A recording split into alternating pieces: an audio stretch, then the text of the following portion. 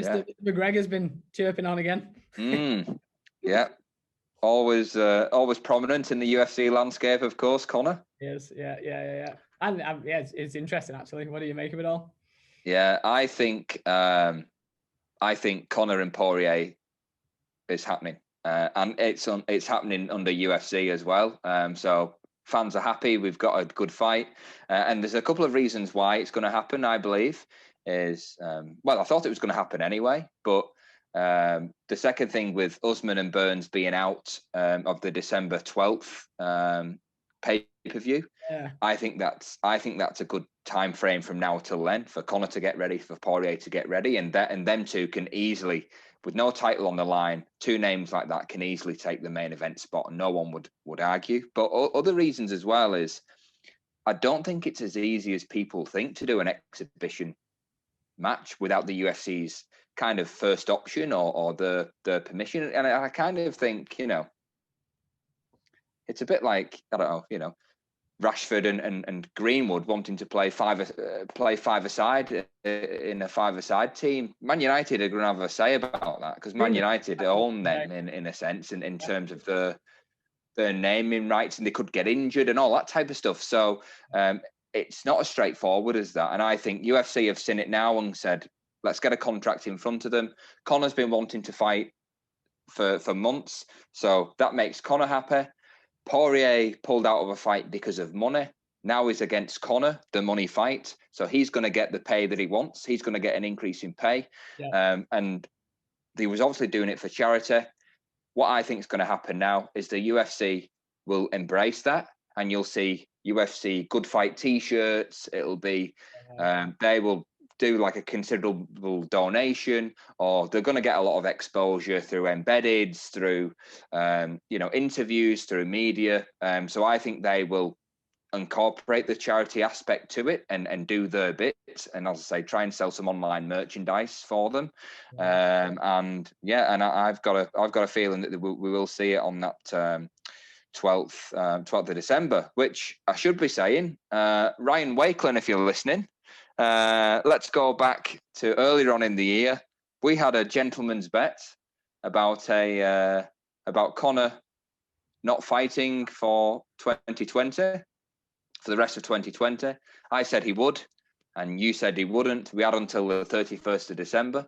So by the skin of my teeth, I think I'm going to get Conor fighting by a couple of weeks. So all that's left to say, mate, is we're going to Rockpool, baby. So you better get your wallet out. So how do you see the landscape of Mr. Notorious? It's looking positive. I mean, don't count your chickens yet. First of all, I guess hats off to Conor and Dustin Poirier, because they've really forced the UFC's hand here, haven't they? I don't think the UFC wanted to do it, and I think they've almost forced them to do it. They played the charity card. They basically said they were going to fight anyway. They forced the UFC to get on board. The UFC then issued bout agreements. Job done for them. It looks like the last question now is when. Conor's stipulation, I think, is that it has to be in 2020, which I don't know if you've been on the phone to him, if you've slipped in $50 or something and just be like, come on, this year. Exactly.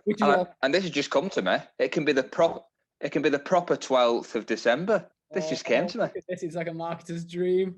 There we go. So anyway, carry on. But the problem is now how you put it on those events, how you put it on those cards, because you've got title fights on those cards. On that 12th of December, Nunes is on that card, right? And he could be the main. Well, that's it. But can Conor not be a main event? I don't know if you can have an event and have Conor as the co-main. No. But he's not fighting for a title. It might not even be. It won't even be a 5-rounder. So it's how you figure that card out. The UFC's kind of policy is that the title fights, the 5-rounders, are the top of the bill of the main event. Everything else will come second fiddle.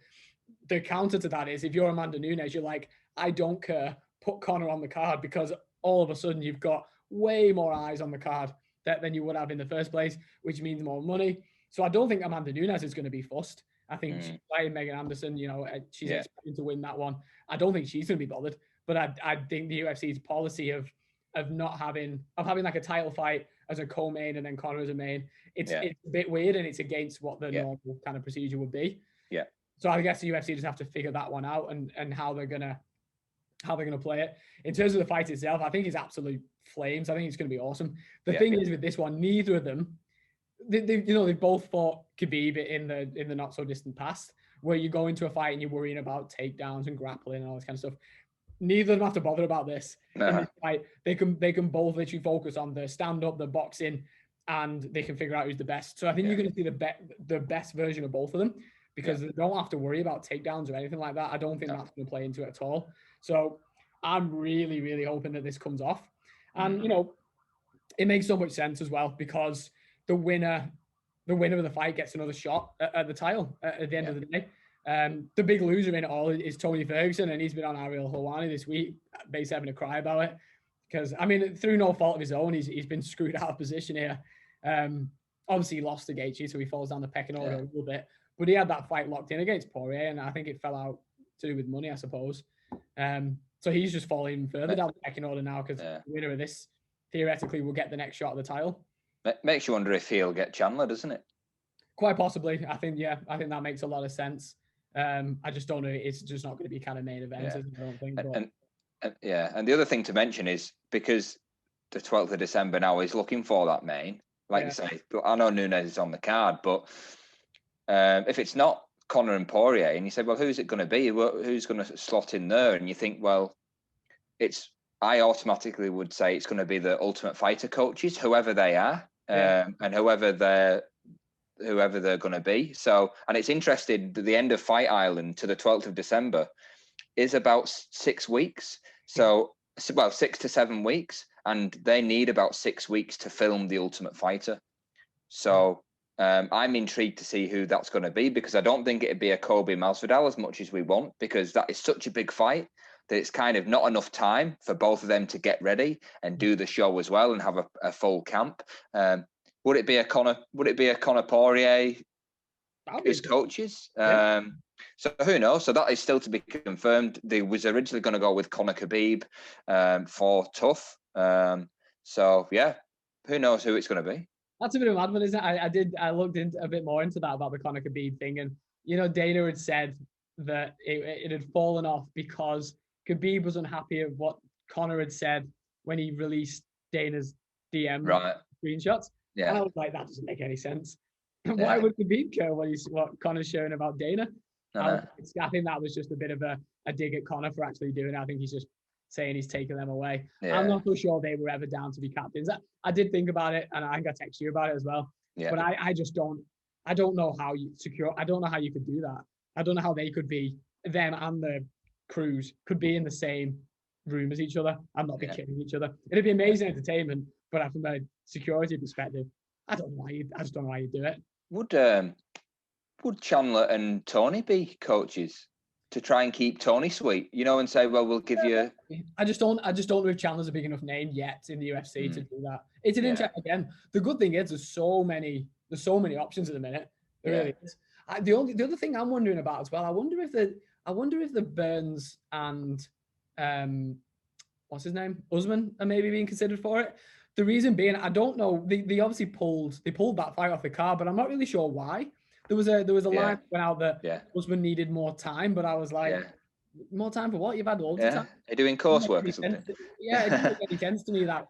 And there's something going on. There's a diddle going on here. Yeah, okay. Where they've pulled them off that card for a reason. It's either to put somebody else on there, i.e. Conor, or I don't know, maybe they're prepping them for an Ultimate Fighter coach's gig, And from one fantasy Ultimate Fighting coaches to others, let's move straight on because they will be in a similar bracket. Matt, Israel Adesanya versus John Jones. What's going on? Does it happen? And if so, when does it happen? What's going on here? It's wild, isn't it? Because everything that's going on at the minute, Izzy's in bloody isolation and he's just going mad with his memes on Instagram and stuff. Yeah. Like, it feels like the perfect time to do it.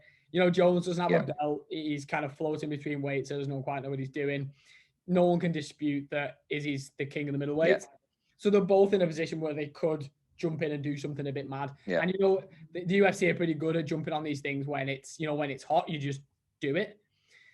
Yeah. I as much as I want to see it, and it would be amazing, I don't think that it should be done yet. I think it would mean a really big change of direction from Izzy, because he said that he wants to dominate this division. He wants to clean it out. He's got work to do there yet in that division to be, go up to GOAT status.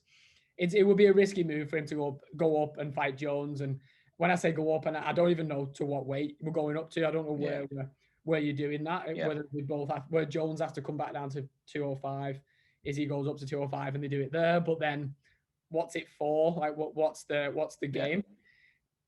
The only reason I can see them doing it is if somehow they could figure out to do it as tough coaches or something like that. Right. As much as I feel like I'm being a bit of a dampener on it, because it is hot right now, and it absolutely could happen. There's been weirder and wilder things that they've done, but I think this will still be relevant if they both stick to the guns and keep fighting in their respective divisions. It won't go away. Yeah. But what I would worry about is that he's being so dominant in the middleweight division now, and he's got work to do there. There's incredible fights for him there. It's not like he's just, he's already cleared it out and there's no one for him to fight. But I would worry if you go up, say if you went up to a higher weight and got starched by Jones, for instance, knocks your confidence, you might have a longer term injury or anything like that, and it then hampers your run at middleweight, and all of a sudden your career's, falling to bits. It's a big risk, and I wouldn't do it yet. Yeah. You agree, or you just not get it on? No, I believe if it's going to happen, they have to do it now. They have to do it now. Yeah. And not to say that's the right decision, but for me, I just don't see, as much as it's a great fight, of course, there's two big names, two great champions. I think Jones doesn't have anything to gain from this. And I don't think he has anything to prove. Like, it's Izzy who is talking about, beating the GOAT and becoming that GOAT status. So obviously he thinks I'll get a John Jones on my resume.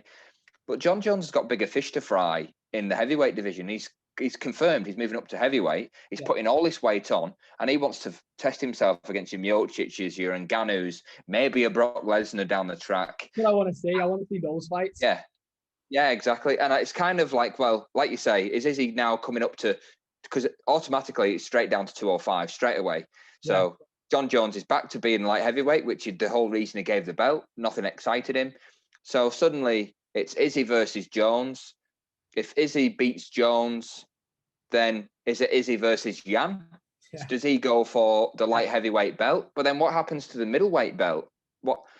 He hasn't dominated his division like John Jones has. So you've got to do 9 years or whatever John Jones did. You've got to dominate for a decade if you want to do that.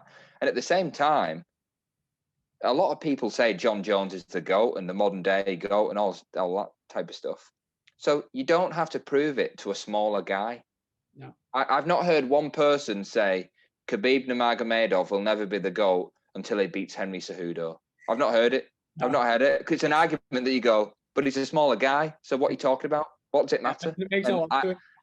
And that's what I think. I just think if we get it as fans, of course, we always want to see the big fights. But at the same time, it doesn't fit. It mucks the whole schedule for a couple of years with fights and landscape of divisions and kind of costs 3 divisions, middleweight, heavyweight and light heavyweight, will all be in a bit of a no man's land just for this one fight. So I just think if it's going to happen, do it now before John Jones starts eating a load of Big Macs and he's got to fight the big boys, Yeah.